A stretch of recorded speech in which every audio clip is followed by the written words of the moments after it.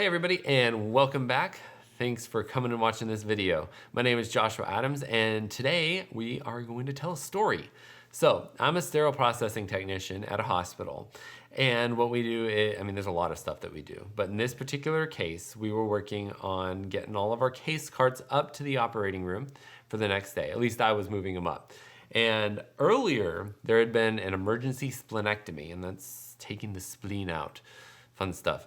Anyway, so I'm up there, I push my last cart up there for the next day, and as I'm on my way back, I hear someone call me and say, hey, why did you guys take so long on getting us that emergency case?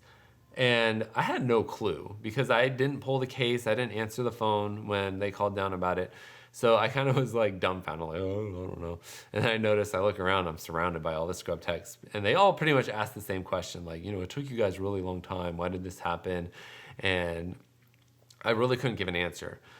Thinking back, I realized I probably could have been like, well, I can find out for you, instead of being all like, oh, I don't know. Anyway, on my way back down, my other coworker, I asked him, or I told him about the circumstance, and he's like, oh man, like that's not good.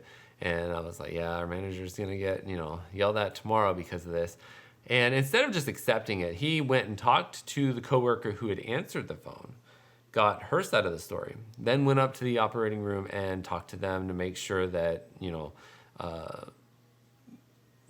there was an understanding, to get both sides of the story. And then he messaged our manager so she would not be blindsided in the morning. And it was miscommunication. They didn't communicate well enough for my coworker to understand that they were actually sending the case, the printed case down physically, not on our printer, but physically sending it down on our little dumbwaiter elevator. And so it was just miscommunication. Point of the story is, he was leading even though he was not in charge. He was just my fellow coworker. We're both same level, same pay grade, whatever you want to call it.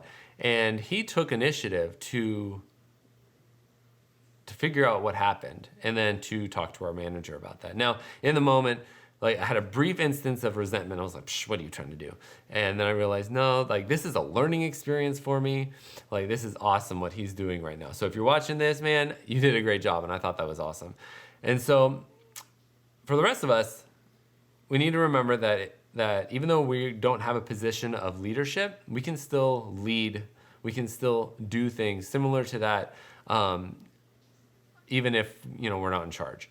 And also when something like that happens, instead of feeling like, oh man, what's he thinking or what's she thinking, trying to be all in charge and stuff, we should be like, wow, this is a learning experience for me.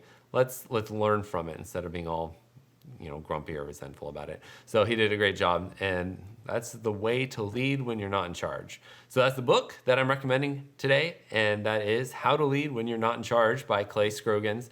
I'm about halfway through the book, but after this real life application, I was like, I gotta share this with y'all. So thanks for watching, and be sure to keep up with me.